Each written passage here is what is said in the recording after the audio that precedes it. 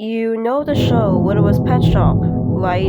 You thought it was all sweet and innocent. Well, you thought wrong. Here's my story. It was Wednesday, the middle of the week. My friend came to my house after work and saw a tape on my doorstep. It said, Littlest Pet Shop, lost footage, written on it in Sharpie. I found out later that this footage was from one of the episodes for The Hub Inc. that was going to be aired. It failed to be broadcasted due to horrific graphics.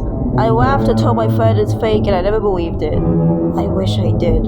So I put it in my tape recorder while I made some popcorn with some cheddar seasoning. When we were all settled, he pressed play. The intro started off simple until the actual show played. All the pets were in the grave instead of the day camp. They were sad. I didn't know why, but right past Russell was Zoe's grave. Me and my friend looked at each other in shock. It was a very strange episode. Blythe came by and put down some flowers. Then it cut to Blythe's mind, where there was a flashback of Zoe singing on the stand by the window in the left front side. She was singing a new song, but it was unnamed.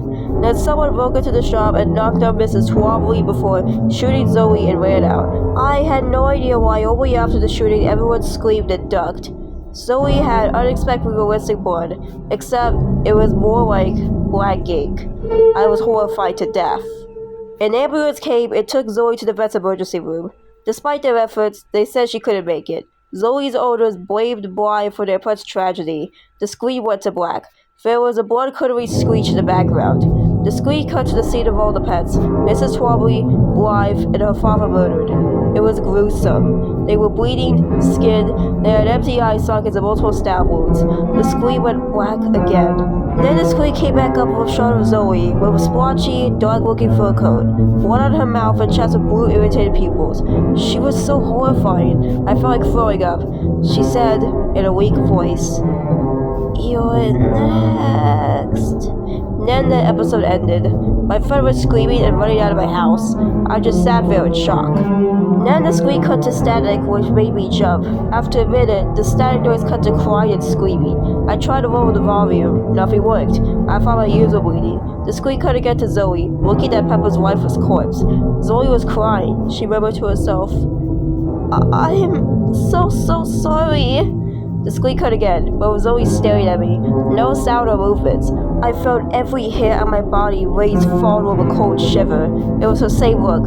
Only this time, I tried running to my room, but I heard Zoe say, "Where are you going?" in a deep, demonic voice. I turned my head. She was coldly looking at me. I was so shaken, I took the remote in my hand and threw it at my TV. It broke. I relieved that my TV turned off. At 9:35, I went to sleep, only to hear loud noises coming from my kitchen. I bolted out of bed and turned on my light in the kitchen to find everything scattered. Pots, food, dishes, you name it. I was shocked about the mess. Then the thought of Zoe came to mind, but I decided to be naive and pass off as a raccoon. So I cleaned everything up, walked down my dark hallway, curled up in the covers, and went back to sleep. I wake up from my sleep, 10:47 a.m. Damn, I slept that long after going to bed at 9? I shrugged. I turned to my wall only to find blood writing on my wall. It was messily written with excessive blood saying, "I'm so sorry," with a small palm-like stamp next to the large writing. I was horrified. I called the cops, the fire department, any fucking detective I could find. They found no clues, no evidence. They thought I was pranking them. They gave me a good 5-minute lecture and left me in my home with a warning. I felt sick to my stomach. Is this really the end? Is this how my death is planned out? I thought to myself. I couldn't move for the rest of the day. Everything was quiet. I just sat on my couch. I never went anywhere. I just sat there, like a brainwashed zombie. It was 10:57 that I got up and went to bed. I felt nauseous from my lack of food. I went under my bed sheets and got warm, just staring at the wall, getting paranoia from every tiny noise I hear. Then knocking came at my door. I lazily got out of bed like a child getting up for school. I opened it. I looked down and found a photo, with Zoe sitting next to one of her victims. It was my friend. He was there looking mangled, bloody, gouged out eyes and organs, but Zoe was actually there. It looked like it was taken with an HD camera, and the walls were written with the same excessive blood for the words and paw print, except the words were different and they read, "You're next." I looked at my friend next to the devilish dog in sheer awe and disbelief. I heard giggling in my house. I screamed. I went to my kitchen, grabbed a lighter, went outside, and lit the goddamn photo. After when it was burnt to a crisp, I put it out with mud and went back inside.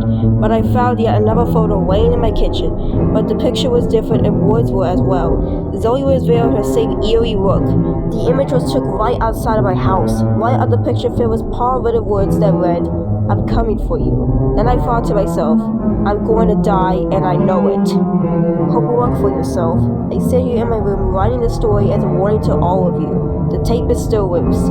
She's coming to other people's homes, dropping off the tape. If you find it, chances are you already listed next. Watch it or not, she will kill you. I just heard my front door opening. Now I know it's the end for me. This will be a farewell to all of you. I hope this message will be taken seriously. Goodbye.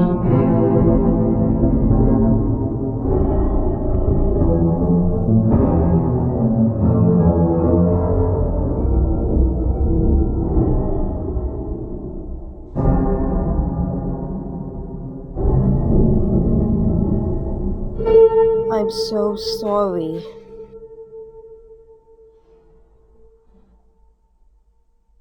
Hello, my kittens! Evie Edits here. This is actually the first story I've ever read, and I hope you enjoy it. Sorry my voice sounds weaker than usual. I'm still recovering from my cold. But other than that, I hope you enjoyed the story that I read. And by the way, requests are open, so feel free to request any story you want me to read next. Bye, my kittens!